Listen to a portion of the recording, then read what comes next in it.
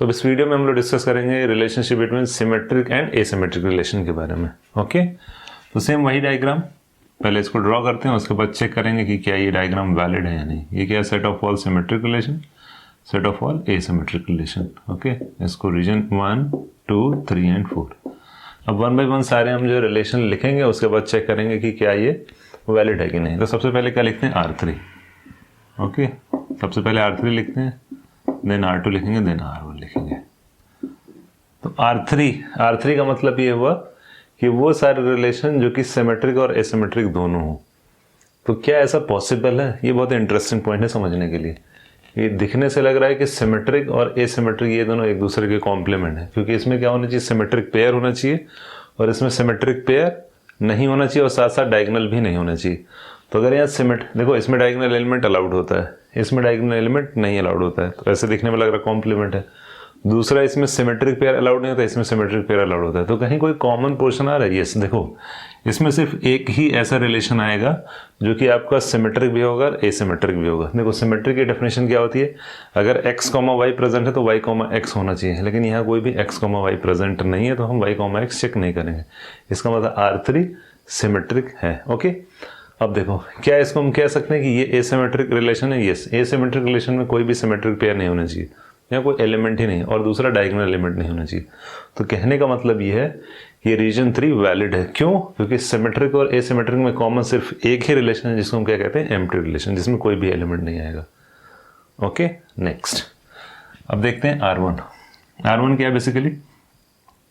R1 वो relation है जो ना ही सिमेट्रिक है और ना ही एसिमेट्रिक है। तो देख लेते हैं, अगर फॉर एग्जाम्पल हमने यहाँ पे लिख दिया 1, 2 और लिख दिया 2, 1। ओके, तो इस सिमेट्रिक पेयर, ये देखो ये तो सिमेट्रिक बन रहा है, लेकिन इसकी वजह से ये एसिमेट्रिक नहीं होगा। और अगर हमने लिख दिया 2, 3, तो अब चेक करते हैं कि क्या ये हमारा रीजन 1 को जो फुलफिल कर रहा है कि नहीं। तो इस पेयर की वजह से ये आपका एसिमेट्रिक नहीं है, और इस 2, 3 की वजह से ये आपका सिमेट्रिक नहीं है। देखो अगर कहीं भी आपका पेयर, जिसको कहते हैं सिमेट्रिक पेयर, ये प्रेजेंट है तो ऑब्वियस बात है ये एसिमेट्रिक नहीं होगा। और यहाँ क्या आपका x, y 2, 3 तो प्रेजेंट है, लेकिन 3, 1 नहीं है, इसलिए क्या होगा, आपका सिमेट्रिक भी नहीं होगा। तो ये ना ही सिमेट्रिक है और ना ही एसिमेट्रिक है। क्या होता है बेसिकली, सिमेट्रिक पेयर अगर प्रेजेंट है तो वो एसिमेट्रिक नहीं होगा, सिमेट्रिक तो होगा। तो इसकी वजह से ये सिमेट्रिक की प्रॉपर्टी तो फॉलो कर रहा है, लेकिन इसकी वजह से एसिमेट्रिक हो जा रहा है। यहाँ जैसा है 2, 3, तो 3, 2 भी तो होना चाहिए इसको सिमेट्रिक होने के लिए। तो 2, 3 देखो एसिमेट्रिक में तो अलाउड है, इसमें कोई प्रॉब्लम नहीं। इसकी वजह से ये एसिमेट्रिक नहीं है, और इसकी वजह से सिंपल वर्ड में इस पेयर की वजह से ये आपका एसिमेट्रिक नहीं, और इस एलिमेंट की वजह से ये आपका सिमेट्रिक नहीं है। R2 क्या कह रहा है, सिमेट्रिक। तो सिमेट्रिक क्या है, कुछ भी लिख दो, कोई भी सिमेट्रिक पेयर 1, 2, 2, 1, ये है आपका सिमेट्रिक, बट ये एसिमेट्रिक नहीं है। R2 क्या ये नोट कर रहा है, set of all relation which are symmetric but not asymmetric. ये हो गया R2। R3 हम ऑलरेडी डिस्कस कर चुके हैं। R4 क्या है, set of all asymmetric but not symmetric. तो कोई भी एक एलिमेंट ले लो 1, 2। तो इसका मतलब देखो चारों रीजन वैलिड है। हमने क्या किया, चारों रीजन लिख दिया, इसका मतलब ये डायग्राम आपका करेक्ट है। तो हमें पता क्या है कि नंबर ऑफ सिमेट्रिक रिलेशन कितने होते हैं, 2 to the power n into n plus 1 divided by 2, और नंबर ऑफ एसिमेट्रिक रिलेशन कितने होते हैं, 3 to the power n into n minus 1 divided by 2। ये number of symmetric relation, number of asymmetric relation. अब देखो, तो सबसे पहले क्या करते हैं, देखो हमें तो ये पता चल गया कि S इंटरसेक्शन A सिर्फ और सिर्फ क्या होगा, इसकी वैल्यू 1 होगी।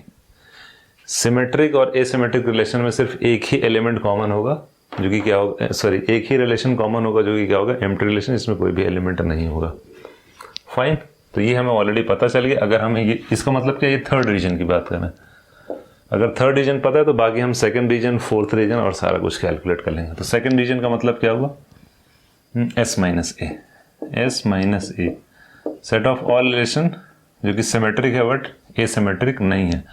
तो ये क्या हो जाएगा, number of symmetric relation minus S intersection A, which is equals to number of symmetric relation पता है 2 to the power n into n plus 1 divided by 2 minus 1, ये हो जाएगा।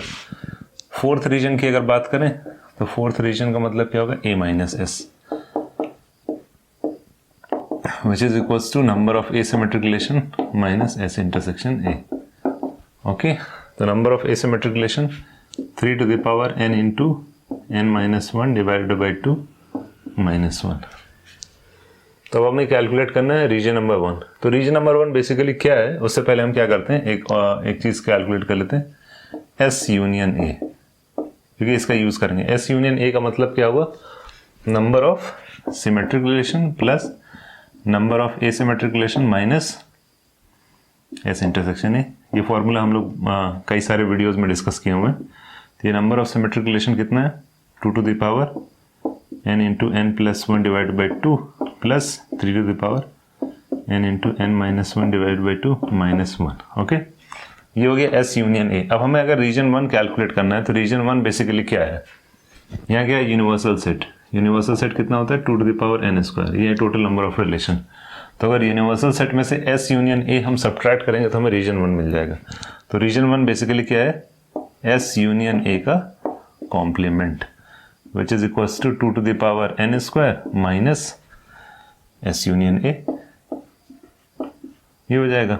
अब इसकी वैल्यू यहाँ सब्स्टिट्यूट कर देंगे, 2 to the power n square minus यहाँ लिख देंगे 2 to the power n into n plus 1 divided by 2 plus 3 to the power n into n minus 1 divided by 2 minus 1.